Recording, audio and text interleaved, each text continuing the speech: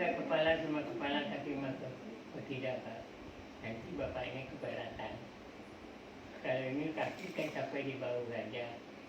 Kalau taruh di kepala lagi mungkin keberatan, marah bapaknya.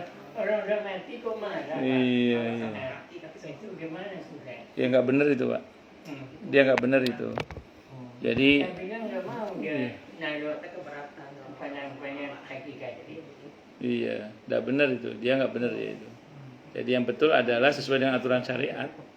Jadi kepala ya sama-sama kepala, kaki sama-sama kaki, mengarah ke arah kiblat. Iya. Kalau kita kan kepala di sebelah utara berarti kan. Kalau dia kemudian kaki di atas kepala ke kaki itu, iya, ya kembali, memang kembali. Kasihan yang di dalam ya. Misalnya yang bau itu tidak Jadi nggak benar itu. Orang itu nggak benar orang itu. Orang itu nggak benar orang itu. Ya, Bapak udah ngingetin bener Bapak itu. Katanya dia loh, nanti keberatan bapaknya. Nah, Ini oleh kepala. Udah meninggal. Taruh sini enggak, kan dia di kakinya. Ditaruh apa? beban bagi orang zamat itu bukan fisik. Nah, Kalau beban fisik ngapain pakai ditindih tanah juga kuburannya? Iya. Jadi beban di kuburan itu, di alam kubur itu beban amal. Jadi kalau dia punya banyak dosa, banyak salah, banyak kedoliman, baru beban itu. Tapi kalau beban fisik bukan beban. Nah, saya kira itu Pak. Allah a'lam bishawab. Alfat kalau berdoa buat anak yang sudah meninggal, ya Pak. Fatihain aja satu. Ya Allah Al-Fatihah untuk anak hamba. Semoga apa bla bla bla bla bla. Doa Ibu, doain aja. Nah, terus Al-Fatihah gitu. Dan pula Bu, kalau memang anak Ibu ada pesan apa-apa, datang melalui mimpi kok itu. Kayak Bu Ivon sudah datangin dalam mimpi itu. Kalau memang dia ada perlu sama Ibu, perlu sampaikan apa, insya Allah datang melalui mimpi. Nggak pakai nangis-nangis di rumah, di kamar begitu. Soalnya yang suka dengar bibinya almarhum. Yang suka datang. Dia kan diamnya di mabat, jadi seringnya katanya ada di kamar dia gitu, jadi suka pada dengar gitu. Nah, WA lah ke saya gitu. Gini aja, kali kalau nangis suruh ngerekam coba. Pasti gak ada rekamannya. Iya. Suruh ngerekam. Itu kalau ada suami yang pelit ya. Kata saya tuh suaminya nggak pelit. Jadi kan dia sakit itu, terus dia itu mau berobat. Tapi suami itu bilang ngapain orang ada BPJS kok pakai bayar, sedangkan dia merasa lebih cepat lah kalau pakai bayar. Padahal dia pakai uang sendiri gitu loh. Tapi suaminya suka ngapain gitu ya. Kalau dia pergi berobat diam-diam itu boleh nggak dengan uangnya dia itu? Boleh, nggak ada masalah, kan uang dia sendiri. Yang nggak boleh kan kalau uang suami yang diamanahkan ke istri itu tidak boleh dipakai kecuali sesuai dengan amanah. Tapi kalau itu sudah uang istri, apalagi itu uang istri sendiri, dia nggak ada masalah. Nggak ada Tapi kalau masalah. dia khawatir tiba-tiba nanti ada komplikasi, suaminya nggak tahu kalau dia berobat. Ada jamaah saya itu nanya ke saya, Ustadz boleh nggak saya sedekah, nggak ngomong-ngomong sama suami, dan itu uang saya sendiri, ada di hasil kerja saya sendiri. Ya boleh lah, nggak ada masalah uang ibu sendiri. Tapi Ya nggak. kalau uang suami boleh nggak Pak? Ya nggak boleh. Ya nggak boleh. Itu kalau gini lah Bu, suami ngomong, dah ini uang untuk listrik, ini untuk sekolah anak-anak. Itu uang itu tidak boleh dipakai kecuali sesuai dengan amanah suami. Iya, iya kalau yang amanah suami gitu. Saya punya jamaah Bu, soalnya udah meninggal orangnya. Jadi suami kan nitip sama dia uang 350 juta untuk sekolah anaknya. Sama istrinya kreatif buat bisnis, malah ketipu ujungnya. Udah ngomong sama suaminya, suami udah mau tahu, kecewa suaminya itu. Kalau dikasih duit suami tapi nggak bilang apa-apa, pokoknya ini tak kasih uang. Iya. Itu bebas Pak. Kalau itu kuasa penuh bebas. Bebas ya. Ya. Kalau itu kuasa penuh. Itu memang Mas Primi. Yang saya maksud amanat. Soalnya nggak pernah dibilang ini buat listrik, ini buat ini. Nah ya itu kuasa penuh. Iya. Kalau kuasa penuh berarti terserah ya. Suka-suka saya. Iya, iya, terus. Iya. Jalan. Buat healing. Kalau kuasa penuh terserah. Kalau kuasa penuh. Tolong ya. Enggak. Saya makanya saya nanya Pak Ustaz kalau Boleh nyolong duit suami itu dengan syarat satu, suami kaya dulu. Kalau pelit, kalau miskin apa yang bercolong? Kaya, yang kedua pelit, pakai dal. Iya, pelit pakai dal. Dan dengan catatan itu dua itu baru boleh, itu pun kata Nabi dengan cara yang ma'ruf. yang ma'ruf itu Yang baik. ya secukupnya lah. Iya. Cukupnya. Gaya doang, Dorongnya cuma 50.000. beli minyak goreng itu 50.000. Tolongnya 50.000, 100.000. Kalau gini Pak, misalnya nih, kan kadang-kadang misalnya nih kita keluar. Jadi contohnya saya aja lah, kalau Iya. keluar kadang-kadang saya nggak bawa duit. Terus saya bilang sama ayah, ya aku ini dong, pinjam bayarin dulu, itu termasuk utang. Sesuai dengan akad. Lalu kita begini. Makanya sekarang nggak usah bikin Bilang pinjam ya, bayarin, Mas, ya. bayarin aja. Bayarin dong. Saya Iya. enggak, kalau saya langsung tanya, ya kemarin kan aku minjem uang tuh, maksudnya utang apa enggak tuh? Saya gitu Pak. Kata saya, "Yuk, orang Ya pinjam, harus diperjelas. gue." Kalau saya pribadi dengan istri itu Tidak ada- akad harus jelas. Jadi kalau utang ya utang, kalau dikasih, kalau diikhlaskan. Itu penting supaya kita terbiasa kalau di luar rumah nanti terbiasa dengan akad yang jelas. Saya dengan anak-anak juga sama. Kalau ngasih yang ngasih, kalau utang ya pinjam, harus jelas akadnya. Saya termasuk yang mendisiplinkan di rumah itu akadnya harus jelas. Kalau ngutang yang utang harus bayar, walaupun mungkin nggak ditagih gitu, dan itu akad untuk mendisiplinkan saja sih sebenarnya. Makanya nggak ditagih itu kan katanya kita tanya, ini dikembalikan nggak uangnya gitu. Itu kan penekanan bahwa aku enggak, berarti kamu ikhlas gitu. Sebaiknya kembalikan ke hukum asalnya aja. Hukum asalnya kalau utang ya utang. Kalau kemarin ibu ngomongnya utang berarti utang, nggak usah pakai nanya. Kalau ini ganti, udah pergi aja deh, udah tinggal. Usah ganti ya, gitu. Ya boleh Berlaku gitu. juga sama anak. Sama anak Anak berlaku. Pokoknya semua ya. Iya. Anak kayak sama anak. Supaya kita dan anak-anak kita kalau di luar rumah juga nanti akadnya juga terbiasa jelas. Ini pinjem atau minta atau apa ini gitu. Harus jelas, clear. Subsidi. Atau subsidi. Jelas ya. Subsidi dong. Jelas Kak, saya Kak. Kalau saya pribadi itu saya dengan anak-anak, saya dengan istri, antar anak-anak saya disiplinkan akad itu. Jadi kalau pinjem, kalau minta, dikasih, harus jelas, tidak boleh abu-abu. Itu saya biasakan itu. Ya.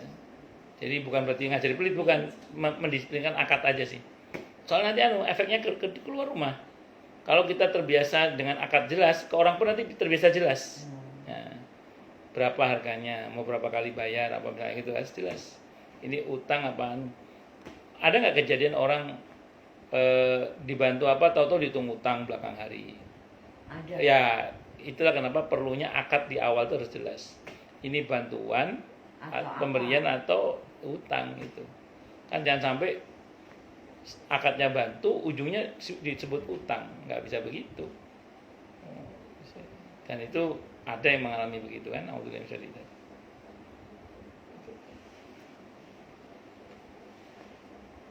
Ada lagi?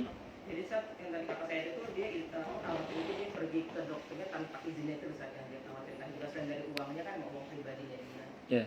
Ya, Izinnya kan saya itu. bilang berobat di Bekasi aja, saya kan pernah obat apa dan kok ini enak gitu. Cuma kan dia kan di Jakarta, dia itu Izinnya izinnya itu ke Bekasi, kalau uangnya bukan kalau uang sendiri ya mungkin lebih gampang. Itu gimana sih izin safar? Kalau safarnya kan, kalau izin pertama saya bahas izin suami dulu. Tetap Kalau suami melarang sesuatu yang bertentangan dengan perintah Allah, boleh juga. maka larangan suami boleh dilanggar. Contoh, ada seorang suami ngelarang istrinya datang ke majelis taklim, tapi dia sendiri tidak pernah ngajari istrinya. Sementara belajar ilmu agama kan kewajiban. Berarti larangan suami bertentangan dengan larangan Allah, dengan perintah Allah, berarti boleh dilanggar satu. Nah sekarang kalau orang sakit disuruh berobat kan, Iya. nah ini suami melarang berobat dengan Bilangnya. uang sendiri, sehingga tidak ada izin kalau misalnya ke tempat yang dimaksud. Maka larangan suami itu nggak berlaku karena suami juga nggak bisa ngobati. Dan kalau ya dengan ngasih uangnya juga, dan kalaupun Kalau sendiri gak dimarahin dia.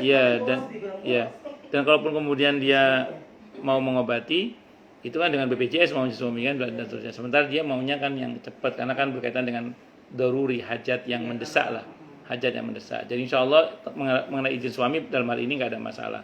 Kalau suami tidak mengizinkan pun insya Allah tidak ada masalah. Itu yang kedua. Yang ketiga berkaitan dengan safarnya nggak ada masalah kan tidak masafatul qasri. Masafatul qasr itu bukan pada jarak tempuh yang sudah boleh qasar. Ada 80 kilo nggak sampai kan? Iya, nggak sampai. Iya. Kalau 80 kilo lebih itu baru masuk dalam kategori safar yang harus serta dengan mahram. Itu pun nanti pengertian mahram juga ulama berbeda pendapat pengertian mahram itu. Ya, wallahu a'lam bishawab. Kalau zakat fitrah itu kita bagi-bagikan kepada petugas itu boleh nggak Ustaz? Petugas siapa dulu? Misalnya zakat fitrah itu sudah kita bagikan kepada fakir miskin sudah habis. Tinggal zakat mal. Zakat mal itu terkumpul 85 juta. Petugas kita berempat. Kita bagi 500, 2 juta. Itu boleh ya, halal. Bagus. Pertanyaan gini Pak, petugas itu siapa dulu? Petugas itu siapa petugas itu? Ya. Petugas itu siapa? Petugas itu siapa? Petugas pengumpul zakat fitrah sama Oh, Panitia. Amil. Oh, kalau amil panitia. Lebih tepatnya amil ya, karena panitia zakat sama amil itu beda. Oh. Kalau panitia zakat kan dia cuma panitia, kadang nggak kerja. Oh, maksudnya Kalau amil itu orang yang menyediakan waktu untuk menghimpun dan menyalurkan. Iya. Kalau cuma pasang nama aja, iya, itu kalau pasang nama namanya panitia zakat. Kan ada orang cuma pasang nama, penanggung jawab atau apa. Enggak, yang itu amil. Amil itu orang yang meluangkan waktu, iya, menyediakan waktu untuk menghimpun dan menyalurkan zakat. Itu apa namanya amil. Boleh, tidak ada masalah. Dia berhak. Dia berhak. Iya, dia berhak. Allah alam bishawab. Jadi amil. Tugas itu misalnya jam 10 atau jam 11, dia tinggal di masjid. Jadi datang orang yang belum membayar zakat mal, dia bilang, saya mau bayar zakat mal 25 juta. Karena saya terlambat, katanya. Tolong sampaikan. Jadi si petugas ini ngaku, waduh, udah tutup. Tapi diterima juga, tapi lama-lama dia mau pulang kampung, dibawa duitnya. Terus Ini dipakai di kampung itu. Itu bagaimana tuh? dibagikan ke orang kampungnya. Ini saya mau kirim kemana? Petugas sudah tutup. Dibagikan ke orang kampungnya. Dibagikan ke fuqara masakin di sana maksudnya. Ini juga dihabisin sama dia. Oh. Bisa tahu tadi dan dibagikan pakai tes. Terus saya mau store kemana? Orang udah tutup. Oh, sama si bapak yang mau zakat itu gitu. Nah, Jadi gini deh gini. tapi gimana dia mau store kemana? Harusnya harusnya zakatul mal itu diterima saja. Nanti pendistribusiannya kan nggak harus di bulan Ramadan itu, kecuali zakatul fitri.